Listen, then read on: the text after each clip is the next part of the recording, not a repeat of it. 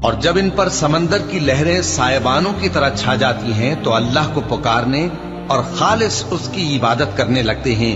پھر جب وہ ان کو نجات دے کر خشکی پر پہنچا دیتا ہے تو چند ہی لوگ انصاف پر قائم رہتے ہیں اور ہماری نشانیوں سے وہی انکار کرتے ہیں جو عہد شکن ہیں ناشکرے ہیں. لوگو اپنے پروردگار سے ڈرو اور اس دن کا خوف کرو کہ نہ تو باپ اپنے بیٹے کے کچھ کام آئے اور نہ بیٹا باپ کے کچھ کام آ سکے.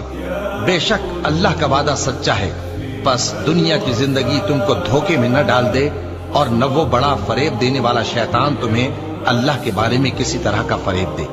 اللہ ہی کو قیامت کا علم ہے اور وہی مے برساتا ہے اور وہی حاملہ کے پیٹ کی چیزوں کو جانتا ہے.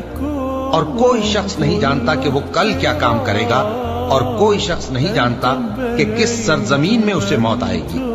بے شک اللہ ہی جاننے والا ہے اور خبردار ہے. اور جب تمہارے پاس ایسے لوگ آیا کریں جو ہماری آیتوں پر ایمان لاتے ہیں تو ان سے کہو سلام علیکم.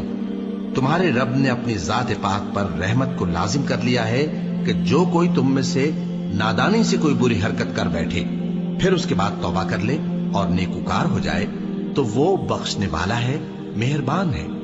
اور اسی طرح ہم اپنی آیتیں کھول کھول کر بیان کرتے ہیں تاکہ تم لوگ ان پر عمل کرو اور اس لیے کہ گناہگاروں کا رستہ ظاہر ہو جائے. اے پیغمبر کفار سے کہہ دو کہ جن کو تم اللہ کے سوا پکارتے ہو مجھے ان کی عبادت سے منع کیا گیا ہے. یہ بھی کہہ دو کہ میں تمہاری خواہشوں کی پیروی نہیں کروں گا. ایسا کروں تو گمراہ ہو جاؤں اور ہدایت یافتہ لوگوں میں نہ رہوں. کہہ دو کہ میں تو اپنے پروردگار کی دلیل روشن پر ہوں اور تم اس کی تکذیب کرتے ہو. جس چیز یعنی عذاب کے لیے تم جلدی کر رہے ہو وہ میرے پاس نہیں ہے. ایسا حکم اللہ ہی کے اختیار میں ہے. وہ سچی بات بیان فرماتا ہے اور وہ سب سے بہتر فیصلہ کرنے والا ہے. مومنو جب کفار کی کسی جماعت سے تمہارا مقابلہ ہو تو ثابت قدم رہو اور اللہ کو بہت بہت یاد کرو تاکہ مراد حاصل کر لو.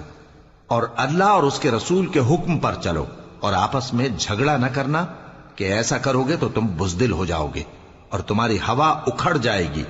اور صبر سے کام لو کہ اللہ صبر کرنے والوں کا مددگار ہے. اور ان لوگوں جیسے نہ ہونا جو اتراتے ہوئے یعنی حق کا مقابلہ کرنے کے لیے اور لوگوں کو دکھانے کے لیے گھروں سے نکل آئے اور لوگوں کو اللہ کی راہ سے روکتے ہیں اور جو اعمال یہ کرتے ہیں اللہ ان کا احاطہ کیے ہوئے ہے. اور جب شیطان نے ان کے اعمال ان کو آراستہ کر دکھائے اور کہا کہ آج کے دن لوگوں میں سے کوئی تم پر غالب نہ ہوگا اور میں تمہارا رفیق ہوں، لیکن جب دونوں فوجیں ایک دوسرے کے مقابل صف آرا ہوئیں تو پسپا ہو کر چل دیا اور کہنے لگا کہ مجھے تم سے کوئی واسطہ نہیں. میں تو ایسی چیزیں دیکھ رہا ہوں جو تم نہیں دیکھ سکتے. مجھے تو اللہ سے ڈر لگتا ہے اور اللہ سخت عذاب کرنے والا ہے. اس وقت منافق اور کافر جن کے دلوں میں بیماری تھی کہتے تھے کہ ان لوگوں کو ان کے دین نے مغرور کر رکھا ہے اور جو شخص اللہ پر بھروسہ رکھتا ہے تو اللہ غالب ہے، حکمت والا ہے.